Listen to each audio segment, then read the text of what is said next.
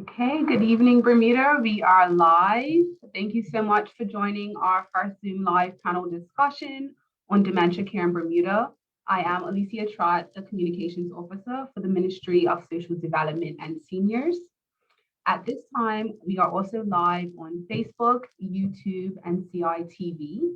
We welcome you to submit comments in the chat if you are on Zoom, as well as if you are on Facebook, you can drop your comments right underneath the video. At this time, I'm going to hand it over to our Minister of Social Development and Seniors, the Honorable Tanae Farbett, JPMP, so that she can give you a welcome.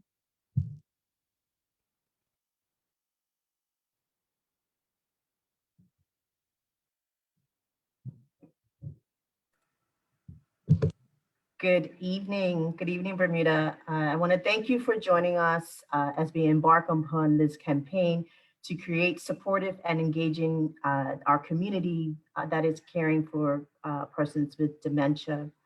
As our community ages, we will continue to face dementia-related conditions, so it is important that the government and the community work collectively to ensure that those in our community impacted by dementia have the best chance at having a good quality of life. To our speakers this evening, I want to say thank you, Dr. Cousins, Simpson, Ms. Marie Fay, Ms. Simmons. I want to thank you for the knowledge that you're about to share with us this evening. And we just want to remind you that whether or not you have a dementia-related condition as a caregiver, a family member, or a professional in the field, you are not alone, and together we will care for our community. I just also wanted to add that while we may not be at a place where we can address all concerns, we want to remain at a place where we remain aware of what is in place and for future planning. So again, I want to thank you for joining us. I'm going to stay on and abreast in case any questions come up that I can assist with. But this evening we'll be graced with the presentations again from Dr. Cousins Simpson, Ms. Marie Fay, and Ms. Maxine Simmons. So thank you again. Thank you so much, Minister. So the purpose of tonight's meeting is going to be engaging and educating the public about dementia care in Bermuda. We want to listen and respond to your questions, obtain feedback and suggestions from the public to better assist with their needs. And we're just asking that you please keep your microphones muted, keep your cameras off. As you place your questions in the chat throughout the meeting, just note that maybe your question may not be able to be answered tonight, but we are welcoming you to email them into us at askus@govt.bm so that we can be sure that we send you a personal response.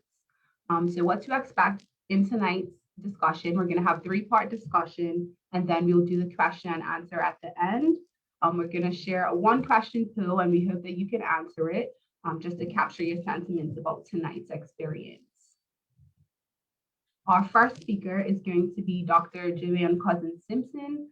She is functional medicine and a primary care general practitioner who is dementia certified and the co-founder of BEAMS Bermuda, which is Bermuda Alzheimer's and Memory Services.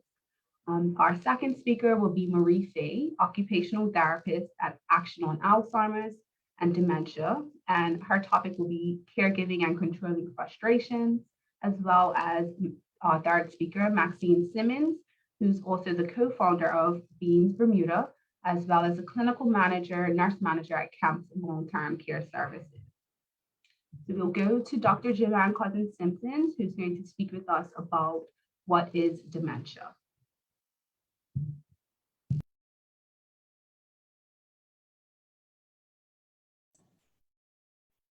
Okay, good evening, Bermuda. Thank you very much for having me.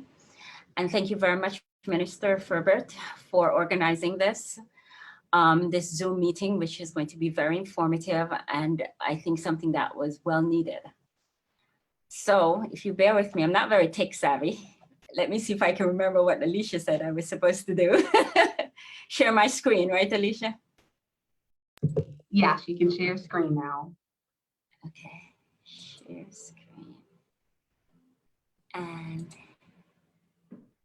yes, So tonight we're going to talk about very briefly about dementia. So as Alicia said, I'm Dr. Cousin Simpson and I work at Beams Bermuda, which is technically Bermuda Alzheimer's and Memory Services. Are you seeing my screen, guys? Yes, we can see your screen. Oh, okay. Okay, so tonight we're going to address what is dementia, because we have used this term so loosely and so commonly. A lot of times if someone has memory issues, we just throw it out there, they have dementia. But, you know, it's not that simple. So dementia is the umbrella term. And a lot of times people confuse dementia with Alzheimer's. So dementia is the umbrella term that is used for loss in memory along with other mental abilities. So if someone loses their memory alone, actually that's just amnesia. However, when it comes to dementia or Alzheimer's, loss of memory is accompanied by loss of other skills, what we call executive function. So they're not able to make good decisions. And this, for it to be termed dementia, it has to be severe enough to affect their daily life. And there's usually some sort of physical change in the brain. So there are different types of dementia. So Alzheimer's is a type of dementia.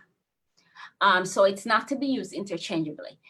And the other types of dementia that is popular is the vascular dementia that we know as strokes. So if someone has a stroke and they're not able to remember or they're not able to function, it's technically not Alzheimer's. What they have is what we call vascular dementia. But there are other types. There is dementia with Lewy bodies. Lewy bodies are certain type of proteins that get lodged in the brain, and that can cause dementia too. There's also mixed dementia where someone started having Alzheimer's, then they had a stroke, and that's just a double whammy. So they have both types of dementia.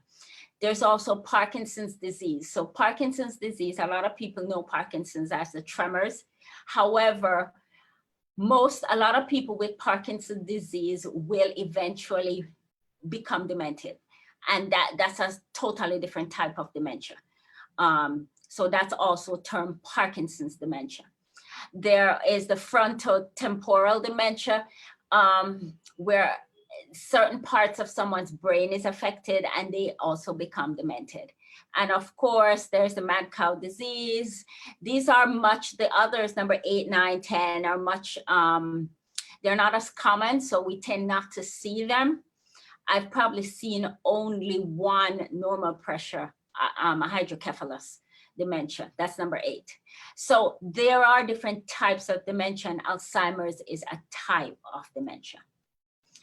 Alzheimer's, however, is the most common type of dementia. So most of the dementias that we have, probably 80%, will be due to Alzheimer's. And therefore, that's why Alzheimer's has taken away all the spotlight. It is currently ranked as the 6th leading cause of disease in the United States. However, there are some people who rank it as the 3rd because when patients die, sometimes Alzheimer's may not be on the death certificate, but it really is Alzheimer's. So that's why we're not sure if it's the 6th or the 3rd. And that's behind heart disease and cancer. So it's a pretty big deal. In Bermuda, it is big because we have an aging population. So not only do we have an aging population, but we have a fairly large subset of the population that's unhealthy. You know, that's either obese, that's diabetic, and we'll learn later on that there are certain things that make you more prone to having dementia or Alzheimer's. So the symptoms, again, with the dementia, I'm going to speak in general, with dementia, is difficulty remembering stuff. And this is the most popular one. And this is the one that we usually use to decide if someone needs to be assessed. They have difficulty remembering conversations. So they keep asking the same question over and over again. Oh, did this person stop by today? And you said, no, mom, they didn't stop by. And then they come back again. Oh, did they stop by? So, or, you know, so they keep asking the same questions over and over again, or names. They start calling their sons, their husbands, or, you know, they don't remember names. So this is usually an early clinical sign. However, as it progresses, there are other signs that will be seen. So the higher the executive functions will go, where they're not able to make decisions. So someone will come and ask for $10,000. May I borrow? The gardener comes and say, may I borrow $10,000? You know, usually the person would know, no, or why do you want it? But now they're not able to make these decisions, and it makes them much more vulnerable. So they'll go to the ATM machine with anybody, a stranger or someone they're not used to, and they will pull money out. So they're not able to make good decisions. So they have impaired communications. They're not able to explain themselves. They have poor judgment, and that's where the money would come in, or just making bad decisions like not paying their bills or just poor judgment. Disorientation, sometimes they get lost just coming home, or they drive out and they cannot remember the way back home, even though they have lived there for like 40 years. And as it progresses, then it goes in the late stage where there's difficulty in speaking, in swallowing, and in walking. So what we're going to talk about a little bit is some of the risk factors. It is now determined that dementia, or we can say Alzheimer's, is what we call a preventable disease in most of the cases. This is actually good news, because there was a time when we thought that, you know, I don't know, I may get it, there's nothing I can do, it's just, you know, but that's not how it is. What we have found is that there are things you can do to help prevent yourself from getting dementia. There are also things you cannot do. So we'll talk about the non-modifiable risk factors. So these are things like age. So the older you get, the more likely you will get dementia. So over 65 are more likely. Not that the younger generation cannot get it, because we're actually seeing it in people in 50s now. There's also family history genetics, and we have to be specific with this. A lot of times people think if their family, if their mom had dementia or their grandma, then they'll get it. That's not what this is talking about. There's some genetic illnesses that predisposes people to get dementia. Patients like this usually get dementia in their 30s or 40s. Your mother having dementia and you getting dementia is usually lifestyle related in that. So your mom used to cook a certain way, you used to eat a certain way, there's always dessert, there's always ice cream.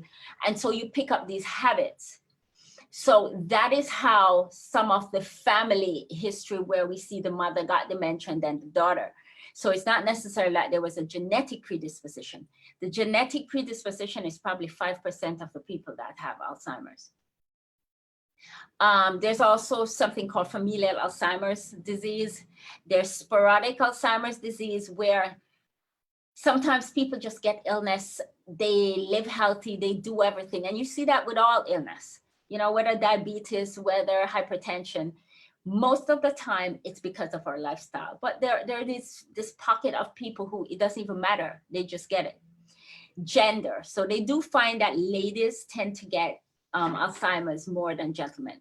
I don't know why, maybe we just work harder and then we just more stressed. When we get older, we get it. But they find that ladies tend to get. And then there are other things that are not modifiable that we really don't even know what they are. However, the good thing is there are things that we can do to prevent us from getting Alzheimer's. So one of the things that they find that makes you have a higher risk for getting Alzheimer's is smoking. So smoking will give dementia in two ways. One is smoking increases your chances of having a stroke. So remember we mentioned vascular dementia. So smoking will cause vascular dementia, but also smoking, just the toxins in smoke, in the cigarette smoke, it causes inflammation of the brain. So that also gives you dementia. So that's there's a double whammy right there with smoking. So it increases your chances of getting Alzheimer's. The other is high blood pressure. So, and it's usually uncontrolled high blood pressure. What that means is if your blood pressure is always high and it's not controlled, your chances of getting a stroke is more elevated. And therefore, you're more likely to get vascular dementia. Another thing to note here is that sometimes the blood pressure is high and you don't get a full-blown stroke that everybody can see and you end up in the hospital. You get what we call mini stroke. And with mini stroke, you get these tiny little bleeds that you're still able to function, but over time, they add up. And what we find with dementia in patients like these is that whereas Alzheimer's, it's a gradual downhill, with the vascular dementia, it's like a step. So you can almost pinpoint each time the person had a mini stroke. So yesterday, they were able to walk quite fine. Today, they are a little unbalanced. So they didn't pass out or anything, but they're just not as balanced as they were the day before. That means they probably had a mini stroke. And it affects their memory and their brain also. The other big one is diabetes. They find that diabetes can increase your chances of getting Alzheimer's by almost 40%. It is really high. There's even some subtypes of Alzheimer's that they're calling diabetes type 3. Because diabetes is such an important factor when it comes to almost all sorts of diseases. But when it comes to Alzheimer's or dementia, diabetes is a major one. And these are things that we can fix. You know what I mean? We can get our diabetes controlled. We can even exercise, make sure that we actually don't get diabetes, control the weight. So these are things that we can fix. The other is obesity and lack of physical activity. They actually found that exercise increases your mental clarity by about 50%. I mean, if I could put that in a pill, I mean, I'll be a billionaire. If I could if I had a pill that increased your mental clarity by 50%, then, you know, that's astounding. So exercise is something really major that helps to prevent not only dementia, but cardiovascular disease, cancer, and that's something we can do. The other things, you know, are, you know, we won't go into details, but they're also worth mentioning is alcohol. Alcohol is toxic to your brain. So that's one of the reasons. Alcohol also can cause high blood pressure, it can cause a stroke, stuff like that. Low levels of formal education. And the low levels of formal education we find is usually because people who have not studied higher in school tend not to use their brain as much. I don't know how to explain that, but they tend to do more manual labor. They tend not to read books. They tend not to stretch their imagination. And then that is why they tend to slump down into dementia quicker. Depression is a major one. We're kind of trying to figure out if depression causes dementia or dementia causes depression. And the other one is head injuries. So people have had head injuries in the past, like when they were young, they had bike accidents. They tend to be more likely to have dementia as they get older. So what I want you to take away from this is dementia, as the science, the research continues, is proving more and more that there's stuff that we can do to prevent dementia. And you have to remember that you are responsible for your own health. And what you do now is going to be seen as you get, you know, as 10, 20 years down the road, because they're finding out that patients with dementia started with problems in the brain about 20 years prior. So there's stuff we can do now, things that are within our reach, and it's free and available. Thank you. Thank you so much, Dr. Cousins-Simpson. That was a very informative presentation. I'm going to turn it over now to our second speaker, which is Marie Fay, occupational therapist. Okay, Marie. Evening, everybody. Just going to bring out my slides.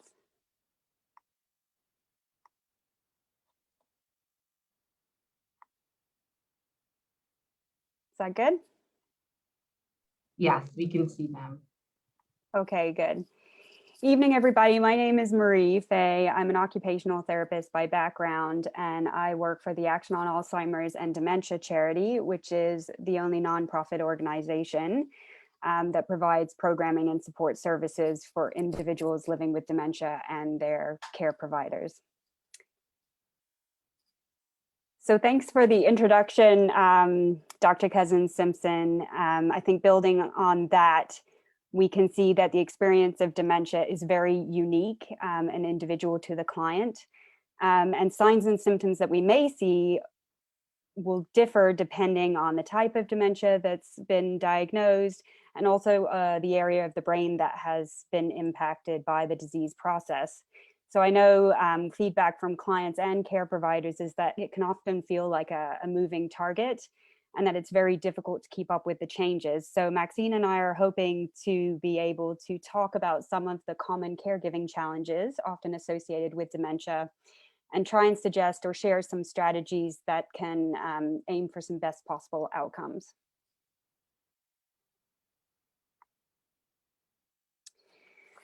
So progressing dementia can cause an individual to act in ways that are unusual or unusual for them, sort of different from their typical personality, and can sometimes be unpredictable.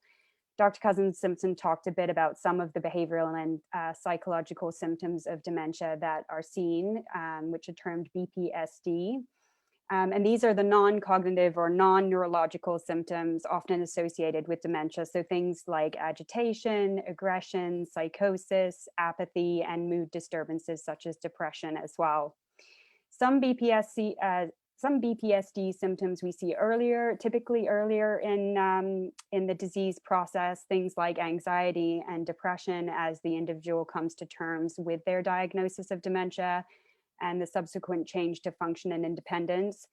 And some we typically see later in the disease process. So things like agitation and aggression, which tend to appear as an individual's ability to communicate effectively may change over time, or their control over their environment and life choices as well. So the vast majority of people that have a diagnosis of dementia will experience some behavioral or psychological symptoms. So more than 80% typically will experience some. And symptoms vary dependent on the area of the brain that's being affected. So for example, if we're looking at a frontotemporal type dementia, which affects the frontal and temporal lobes of the brain, we're more likely to expect to see changes to mood, social behavior, difficulties with judgment, planning, problem solving, and self-control, as that's the those are the issues that that area of the brain would be managing. So BPSD can be very difficult for clients, extremely distressing for clients who are living with the condition, but also those that are attempting to care for them. And unfortunately, that's one of the primary reasons why families will seek placement for loved ones who are in the later stages of dementia. So we've listed some common examples of BPSD. Here, the first one we've got is wandering. So wandering can occur as disorientation to person and place begins to increase over time as the disease progresses. Those with advanced dementia may not recognize their current physical environment as their home environment and may go looking or seeking home or looking for loved ones that are familiar to them from years past. May be one reason for wandering. Sleep disturbances are very common as well. So increased restlessness and agitation in the evenings. Typically that's termed sundowning, as well as general disturbances to sleep patterns. So it's very common for us to see people becoming more lethargic and sleepy during the daytime and then having more restlessness and more activity at night. Those with dementia often lack some insight into the amount of assistance that they're really requiring to complete their daily activities, especially in the early stages. So there can be some resistance to accepting help with care, particularly for personal care tasks, I think, that may be viewed as an invasion of privacy. So things like showering, dressing, and toileting tasks. People can be resistant to receiving help in those areas. Continence can also be an issue. Bladder and bowel continence can be impacted by the condition. Clients may not have that sensory feedback, may not know when their bladder is full and that they need to use the washroom, which may lead to accidents and the need for assistance with cleanup and hygiene tasks. Individuals with perceptual difficulties may also become disoriented within the home environment and just not be able to locate the toilet in a timely manner, which causes concerns. So with regards to repetition, as decreased short-term memory is one of the most common symptoms of dementia, it can be difficult for individuals to retain information over time, even information that's been provided to them over and over again. So this is where people may be asking questions repetitively or have a lot of anxiety about what's coming next in the schedule because they're not as easily able to keep track of their daily routines and scheduled appointments. So as the condition progresses, it can affect our ability to communicate effectively, so to express our needs verbally. And with that, understandably, comes some frustration. This can unfortunately escalate to episodes of verbal and physical aggression at times. Individuals can also experience hyperarousal, which leads to some sexually disinhibited behaviors in some individuals. And then there's also some incidences of suspicious or paranoid behavior. So as the changes in our understanding or the processing of the environment and the world around us, there is a tendency for that to lead to sort of firmly held beliefs about people or situations that are not grounded in reality. So oftentimes families will say that they're being accused of taking things or bringing other people into the home setting, which is not accurate, but that's a firmly held belief, sort of a reality to the person who's living with the condition. And also in some rarer forms of dementia, I believe individuals can also experience very vivid hallucinations and delusions. So that is where they may see or hear or sense objects or events or activities that aren't actually real.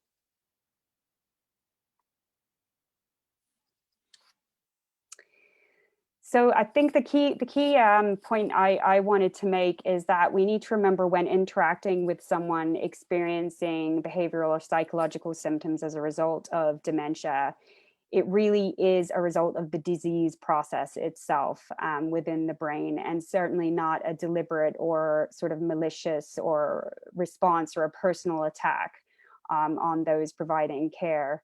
These experiences are very much outside of the control of the client, or the person that's living with dementia.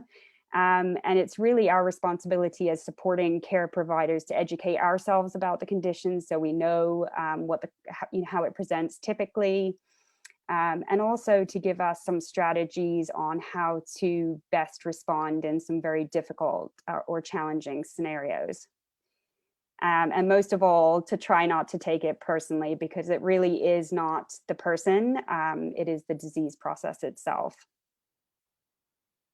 So presenting behaviors in dementia in majority of cases, to me, are an indicator of an unmet need or a method of communication from the person who's living with dementia.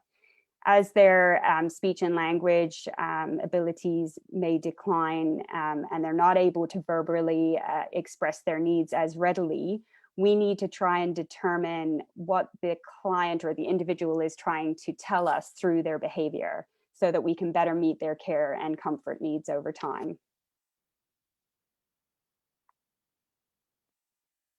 So in order to understand and respond to behaviors appropriately, we have to become aware of what the potential triggers may be. And there's many reasons why behavior may be exhibited. So I've listed some there. It could be that there's unmanaged or untreated pain or discomfort that the client's experiencing and they're not able to tell us that they're in pain. They may be particularly sensitive to temperature changes within the environment. They may be fatigued, they may be thirsty or hungry, they may be bored, lonely, or fearful. oftentimes clients can describe to me that they know something's not right, but they can't quite put their finger on it. And it really is anxiety inducing for them. It could be an impact of a deterioration to other senses, such as vision or hearing, that can contribute to confusion levels, or even side effects to some medications that are commonly used. Over or under stimulation within the environment can trigger behavior at times as well. And the environment itself, we've talked about, if somebody doesn't recognize the environment as being their home environment or a familiar or safe environment to them, that could cause a lot of anxiety as well. And an inability to effectively communicate needs or wishes. So as the condition progresses, they may experience aphasia, which means that they may not be able to express themselves as readily verbally, but also their understanding of what's being said to them can be limited as well, so causing issues with comprehension. There can also be frustration when previously enjoyed activities become too challenging. We're so used to being able to get up and do what we want to do, that as the condition progresses and the client may not be able to do the things they want to do when they want to do them without assistance, that can cause great frustration. And also, most importantly, I put at the bottom there, caregiver approach. So a person-centered care approach is absolutely essential when you're interacting with somebody that has advancing dementia. Clients really do better with an individualized care plan that takes into account their personality, their history, their medical history, social history, and life history to better meet their specific needs. It will never, in dementia care, it will never be a one-size-fits-all approach that works for that person. So if we're aware of potential triggers, it may be possible to eliminate or address them to reduce escalations in behaviors over time. Left untreated, BPSD can lead to functional decline, poor quality of life, and also caregiver stress and burnout.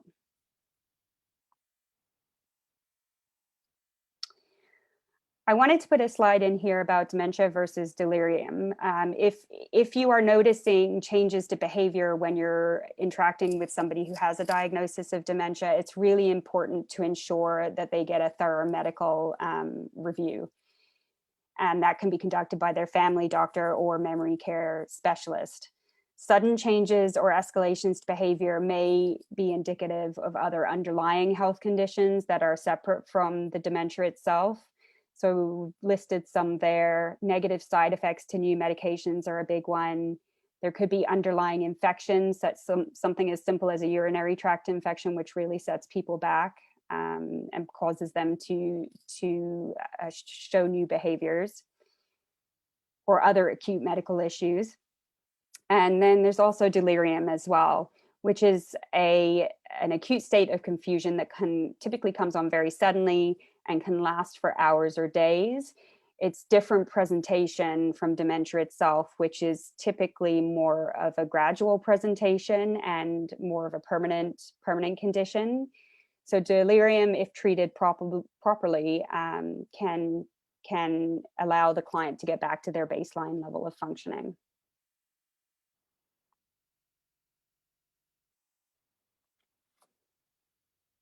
And in terms of medical treatment options, non-pharmacological strategies should always be the first line of treatment to manage behavioral symptoms associated with dementia.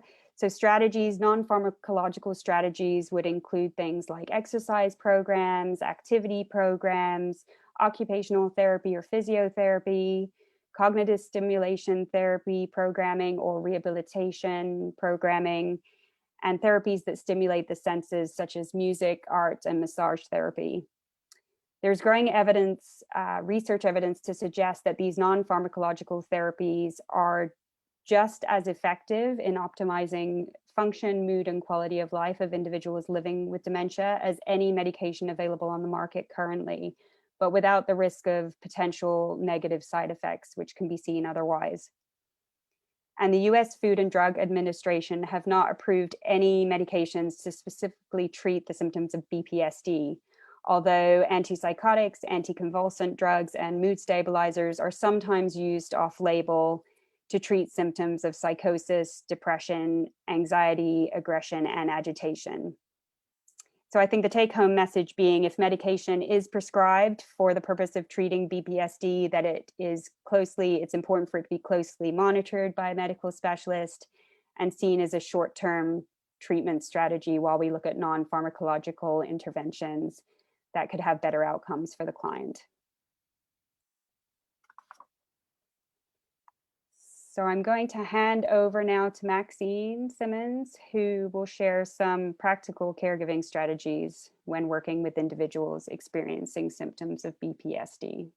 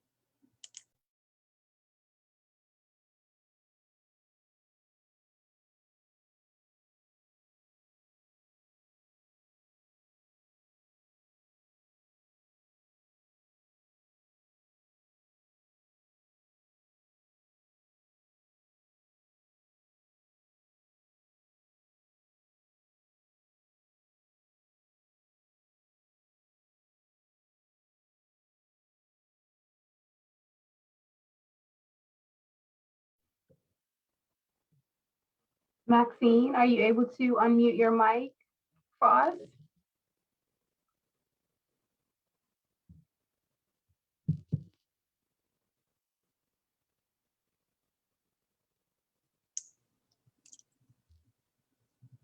Can you hear me now?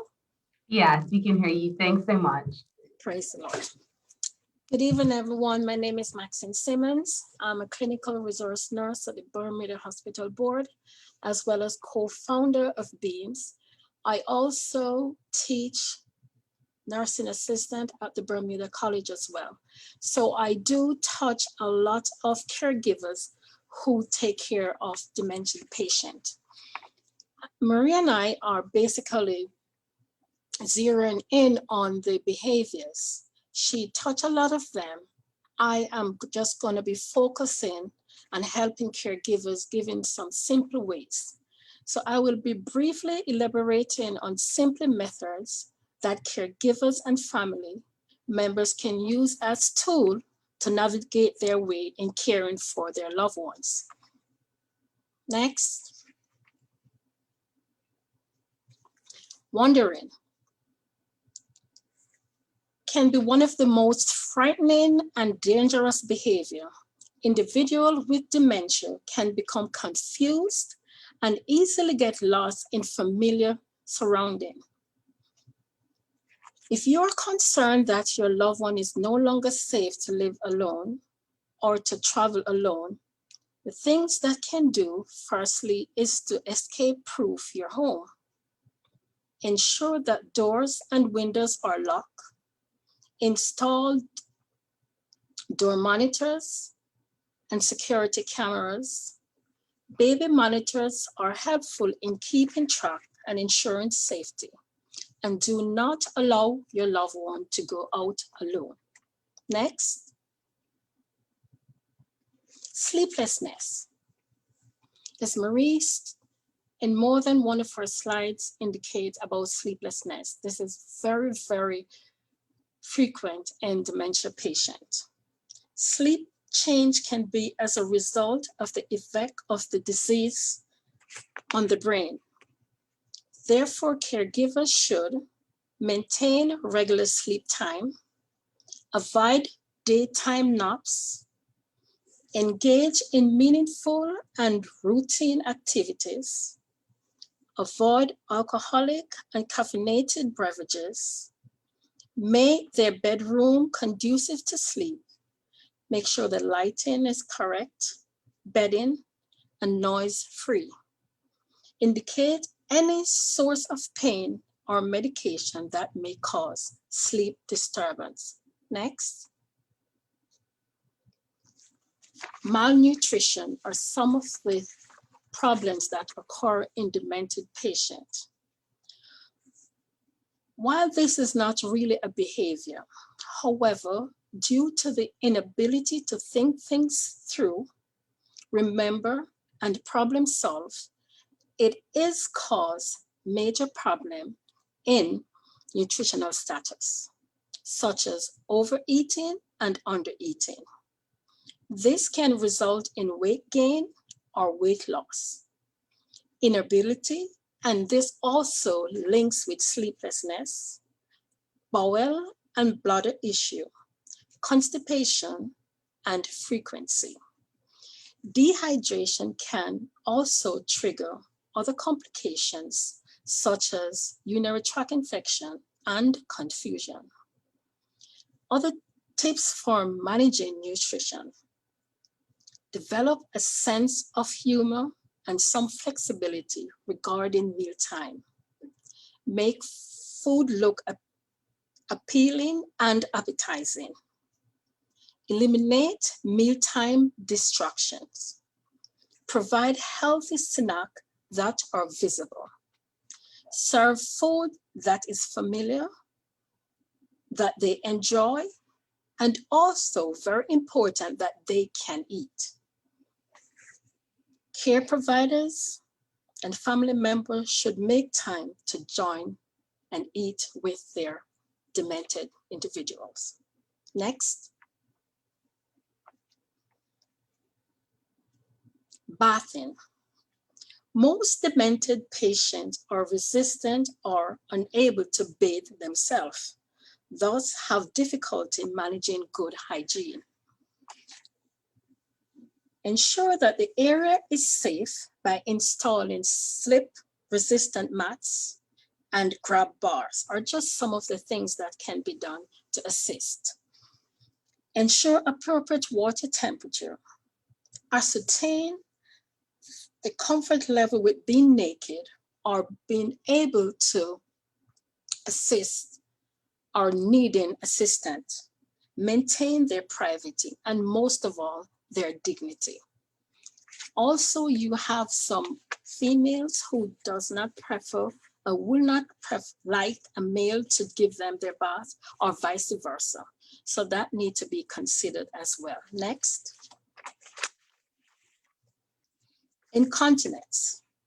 This occurs in most demented individuals and they lack voluntary control over urination and defecation. In the event of an accident, remain calm and reassure them that is not a problem. Provide clothing that are easy to remove. Make the bathroom easy to be found and used. Reduce fluid at least 2 hours before bedtime. Establish consistent bathroom times. Next. Repetitions. This was also highlighted in both Marie and Dr. Cousin's presentation as well. Consistent repetition of words and movement can be irritable for both caregivers and the client. First thing, try not to yell in your response. Try diverting their activities with familiar activities.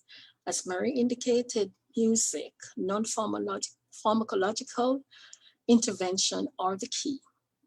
Reassure them, provide comfort, and be patient.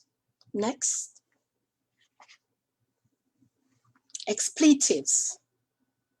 This behavior is common in frontotemporal dementia, which is located at the front of the brain, are involved in mood, social behavior, attention, judgment, planning, and self-control. This means that they are not aware of their inappropriateness. Do not take it personal. It is the disease talking and not the person. Next. sexual inhibition. Where possible and privacy can be maintained, you do that. However, these dementia patients have no control and they lack sexual inhibition and will try to have sex anywhere. So it is important that they are redirected and also stimulated in other activities. Next. Hallucination, delusion, and paranoia. Hallucination, as said previously, is seeing or hearing things that are not present, false perception of objects or events that are sensory in nature.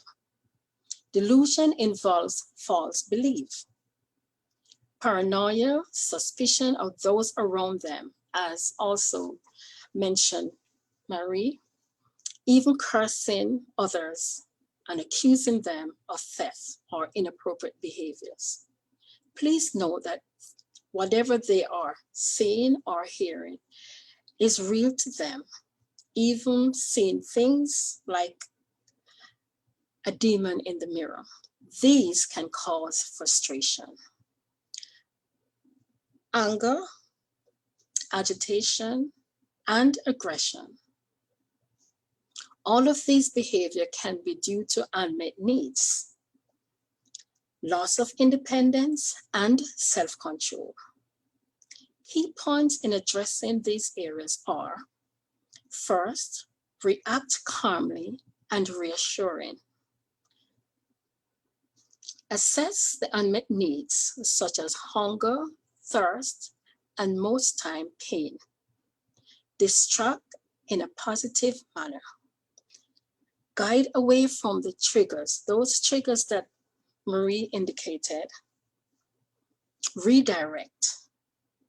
Assess and determine causes of the behavior and implement intervention that does not include restraint, which can be chemical or physical.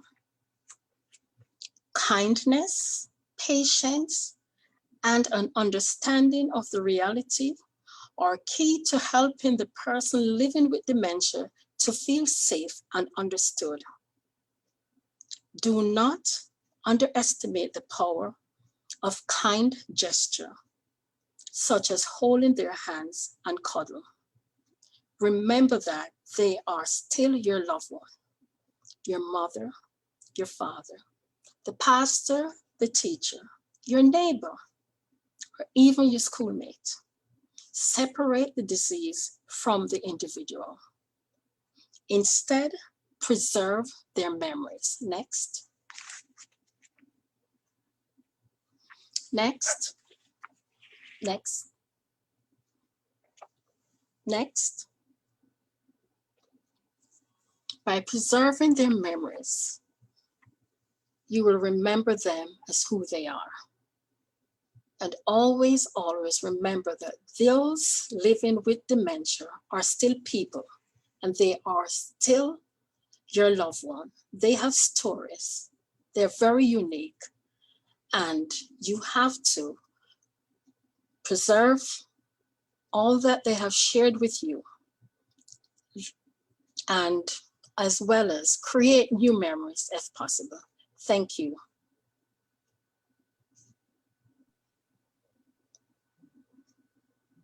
Thank you to all participants.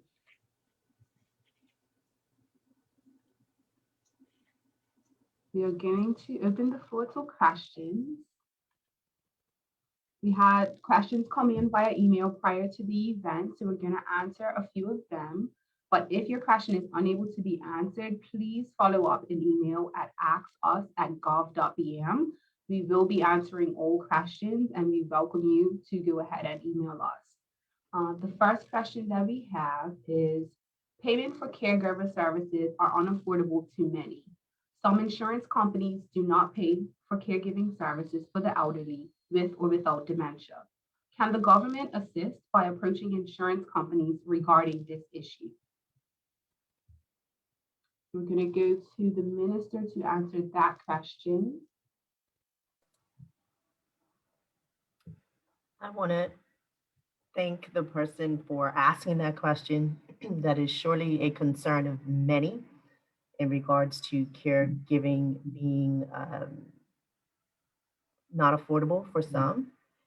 And so we are continuing to work towards making this affordable. But what I do want to mention is that we must also consider future planning and consider planning as we age as well, and also putting responsibility back on the families to also assist with caregiving as well. Bermuda is still looking at the Bermuda Health Plan, and within the Bermuda Health Plan, there is a consideration for a benefit for personal home caregiving. And so that will be a plus if that is included as a benefit within the Bermuda Health Plan. That way, that minimum requirement of a benefit will be there for our community to access should the need be there. Okay, thank you for that. Question in our Zoom chat is, what should be said when their spouse passes away and they continue to ask where they are?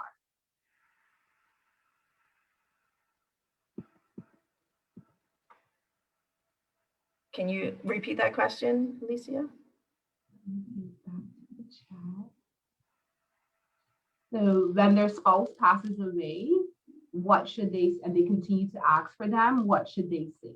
So I don't know if Dr. Cousin-Simpson or You want me Ms. Simmons want to answer?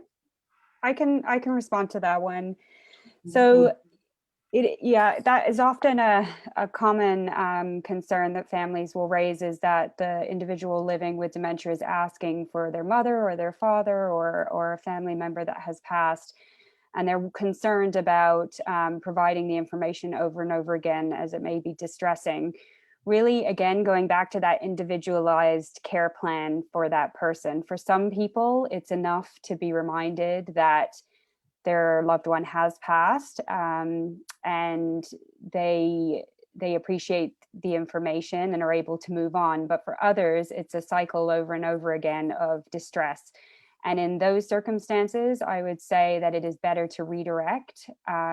So to try and avoid that topic of conversation if possible, because we know that it's just, it's not a good outcome for the client. Perhaps to talk about happy memories or time spent with the loved one, instead of focusing on the fact that they have passed. That would be my suggestion. I don't know if Maxine can offer any further.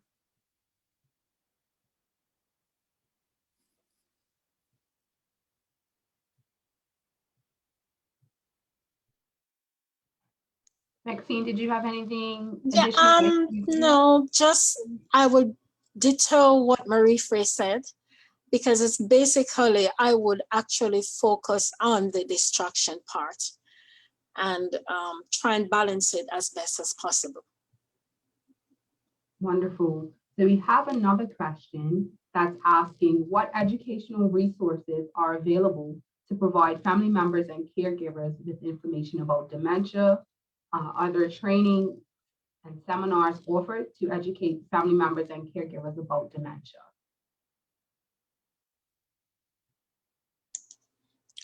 Can I say something?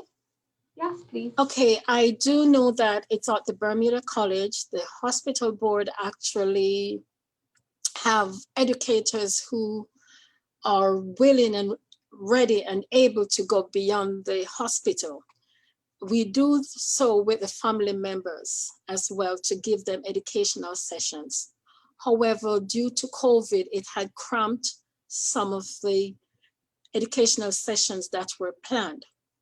Also, there are also things on social media and on the internet, Dr. Google, that persons can use, and also actionable assignments. They can call beans, and even age concerned, they do have information that they share with family members that can give them some form of guideline and education that can help them to deal with some of the issues they have.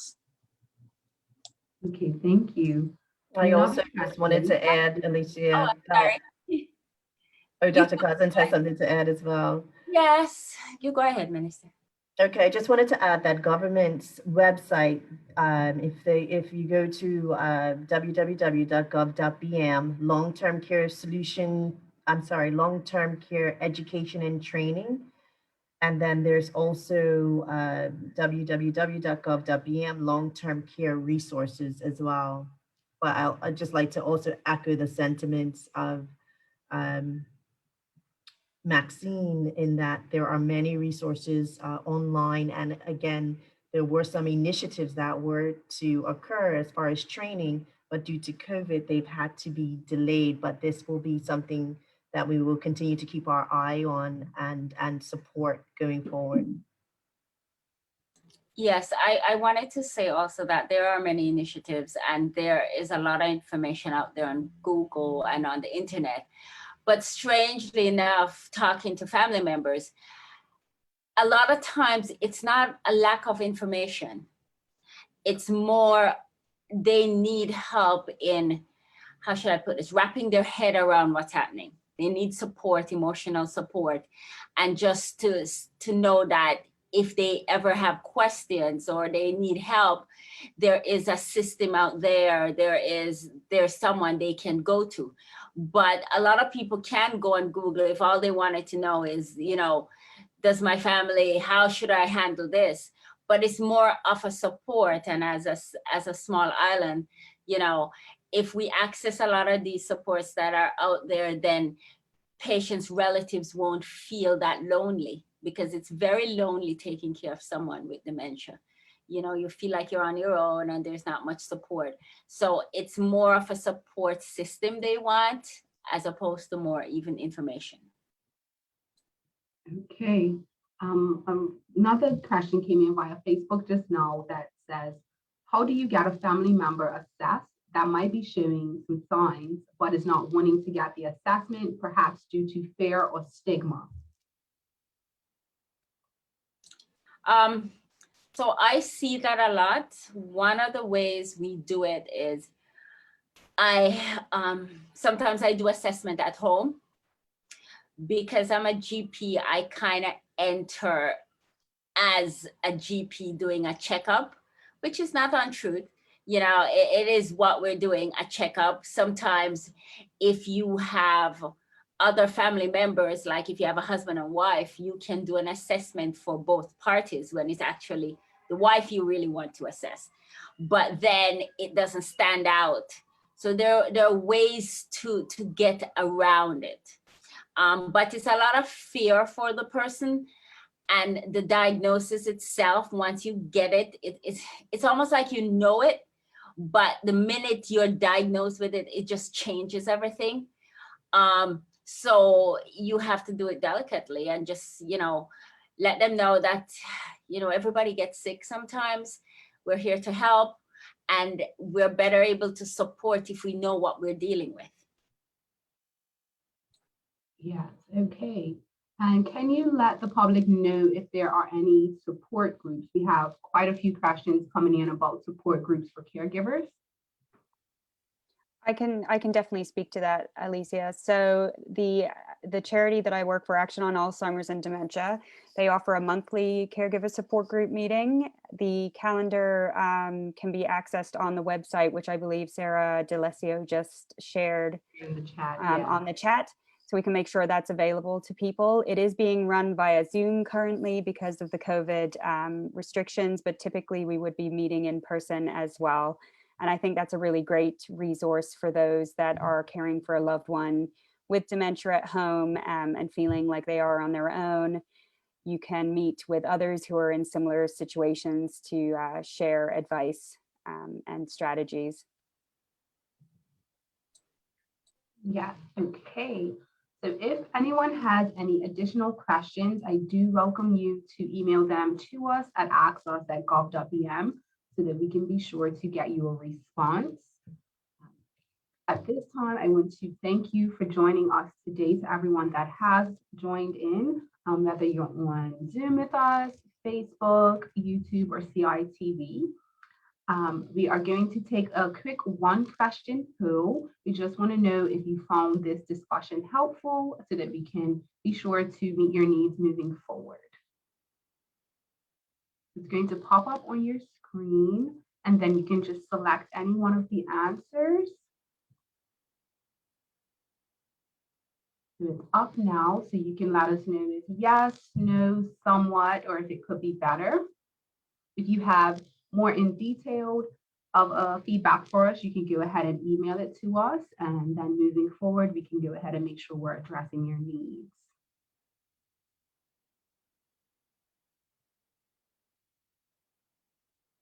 Okay, so I see the votes coming in.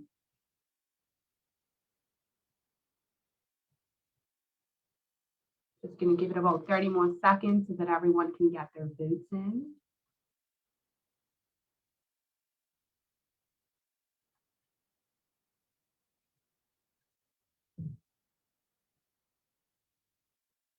Okay, so it looks like almost everyone has taken the poll, so I'll just give that a few seconds.